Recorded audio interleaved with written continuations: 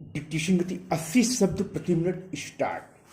गीता में कहा गया है, जब जब पृथ्वी पर अधर्म का साम्राज्य स्थापित हो जाता है, तब तब अधर्म का नाश कर धर्म की स्थापना करने के लिए ईश्वर अवतार लेते हैं।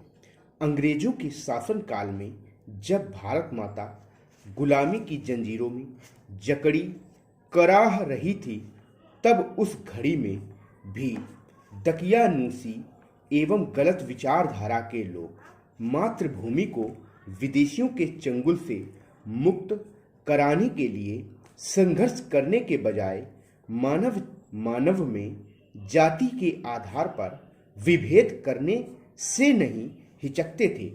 ऐसी प्रतिकूल परिस्थितियों में कट्टरपंथियों का विरोध कर दलितों का उद्धार करने एवं भारत की स्वतंत्रता संग्राम को सही दिशा देने के लिए जिस महामानव का जन्म हुआ, उन्हें ही दुनिया डॉक्टर भीमराव अंबेडकर के नाम से जानती है। वे अपने कर्मों के कारण आज भी दलितों के बीच ईश्वर के रूप में पूजे जाते हैं। भीमराव अंबेडकर का जन्म 16 अप्रैल 1891 को केंद्रीय प्रांत अब मध्य प्रदेश के महोह में हुआ था। उनके पिता रामजी मालोजी सकपाल सेना में सूबेदार मेजर थे तथा उस समय महोह छावनी में तैनात थे। उनकी माता का नाम भीमाबाई मुर्बादकर था। भीमराव का परिवार हिंदू धर्म की महार जाति से संबंधित था। उस समय कुछ कट्टरपंथी स्वर्ण इस जाति के लोगों को अस्पृश्य समझकर उनके साथ भेदभाव एवं बुरा व्यवहार करते थे। यही कारण है कि भीमराव को भी बचपन में सवर्णों के बुरे व्यवहार एवं भेदभाव का शिकार होना पड़ा। स्कूल में उन्हें अस्पृश्य जानकर अन्य बच्चों से अलग एवं कक्षा से बाहर बैठाया जाता था। अध्यापक उन पर ध्यान भी नहीं देते थे। भेदभाव एवं बुरे व्यवहार का प्रभाव उन पर ऐसा पड़ा कि दलितों एवं अस्पृश्य माने जाने वाले लोगों के उत्थान के लिए उन्होंने उनका नेतृत्व करने का निर्णय लिया तथा उनके कल्याण हेतु एवं उन्हें उनके वास्तविक अधिकार व सम्मान दिलाने के लिए दकियानूसी तथा कट्टरपंथी लोगों के विरुद्ध वे जीवन भर संघर्ष करते रहे। वर्ष 1905 में उनका विवाह रमाबाई नामक एक कन्या से हो गया और उसी वर्ष उनके पिता उन्हें लेकर बंबई चले गए, जहां उनका नामांकन स्कूल में करवा दिया गया। वर्ष 1907 में जब उन्होंने अच्छे अंकों के साथ मैट्रिक की परीक्षा उत्तीर्ण कर ली, तो बड़ौदा के महाराजा ने प्रसन्न होकर उन्हें 25 रुपये मासिक छात्रवृत्ति देना प्रारंभ किया। वर्ष 1912 में राजनीति विज्ञान और अर्थशास्त्र में बीए करने के बाद बड़ौदा महाराज ने उन्हें अपनी फौज में उच्च पद पर नियुक्त कर लिया। वर्ष 1913 में अपने पिता की मृत्यु के बाद उन्होंने इस नौकरी से त्याग पत्र देकर उच्च शिक्षा हेतु विदेश जाने का फैसला किया। बड़ौदा के महाराज ने उनके इस फैसले का स्वागत किया एवं उनके त्याग पत्र को स्वीकार कर उन्हें उच्च शिक्षा के लिए छात्रवृत्ति भी प्रदान की। इसके बाद भीमराव अमेरिका चले गए, जहां न्यूयॉर्क के कोलंबिया विश्वविद्यालय से उन्होंने वर्ष 1915 में एमए तथा वर्ष 1916 में पीएचडी की उपाधि प्राप्त की। वर्ष 1917 में वे कोल्हापुर के शासक शाहजी महाराज के संपर्क में आए तथा उनकी आर्थिक सहायता से मूक नायक नामक पाक्षिक पत्र निकालना शुरू किया, जिसका उद्देश्य था दलितों उद्धार करना।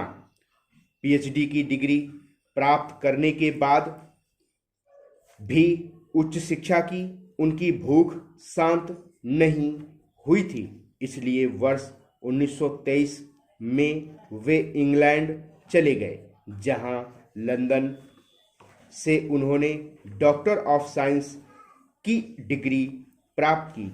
इसके बाद कानून में कैरियर बनाने के दृष्टिकोण से उन्होंने बार एट लॉ की डिग्री भी प्राप्त की। कानून की पढ़ाई पूरी करने के बाद 1913 में अंबेडकर स्वदेश लौटे तथा बंबई उच्च न्यायालय में वकालत करना प्रारंभ किया। यहाँ भी उन्हें अपनी जाति के प्रति समाज की गलत धारणा एवं भेदभाव के कारण अनेक कठिनाइयों का सामना करना पड़ा। उन्हें कोर्ट में कुर्सी नहीं दी जाती थी तथा कोई मुवक्किल उनके पास नहीं आता था। संयोगवश उन्हें एक हत्या का मुकदमा मिला, जिसे किसी भी बैरिस्टर ने स्वीकार नहीं किया था, किंतु उन्होंने इतनी कुशलता से इस मामले की पैरवी की कि जज ने उनके मुवक्किल के पक्ष में निर्णय दिया। इस घटना से अंबेडकर को खूब ख्याति मिली। अंबेडकर ने बचपन से ही अपने प्रति समाज के भेदभाव रूपी अपमान को सहा था, इसलिए उन्होंने इसके खिलाफ संघर्ष की शुरुआत की। इस उद्देश्य हेतु उन्होंने वर्ष 1927 में बहिष्कृत भारत नामक मराठी पाक्षिक समाचार पत्र निकालना प्रारंभ किया।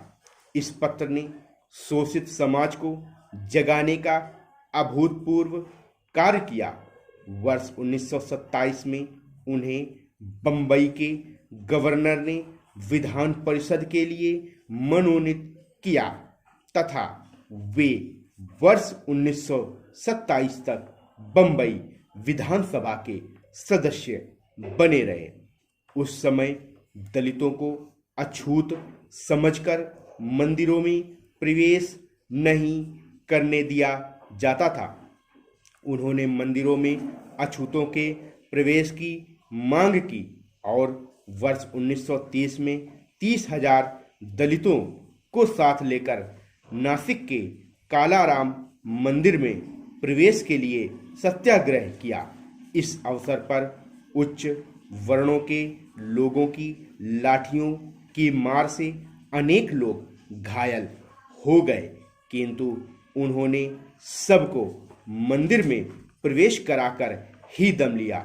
इस घटना के बाद लोग उन्हें बाबा साहब कहने लगे।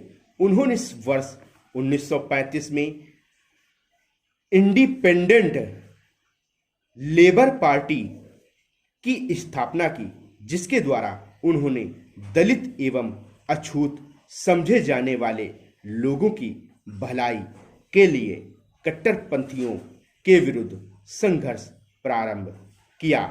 हालांकि अंबेडकर गांधी जी के दलितों उद्धार के तरीकों से सहमत नहीं थे, लेकिन अपनी विचारधारा के कारण उन्होंने कांग्रेस के जवाहरलाल नेहरू एवं सरदार पटेल जैसे बड़े नेताओं को अपनी ओर आकर्षित किया। स्टॉप। दोस्तों, अगर आपकी शॉर्ट हैंड स्पीड नहीं बढ़ रही है तो आप हमसे जुड़कर हमारी एडवांस शॉर्ट हैंड आउटलाइन की प्रैक्टिस करके अपनी शॉर्ट हैंड स्पीड इंप्रूव कर सकते हैं। आउटलाइन प्राप्त करने के लिए दिए गए नंबर पर संपर्क कर सकते हैं, और यदि आपको रेगुलर डिक्टेशन विद आउटलाइन लेनी है तो आप हमारे ग्रुप को ज्वाइन कर सकते हैं। और यदि आपके किसी साथी को घर बैठे ऑनलाइन हिंदी शॉर्ट हैंड सीखना है तो आप उसको इस चैनल के बारे में बता सकते हैं।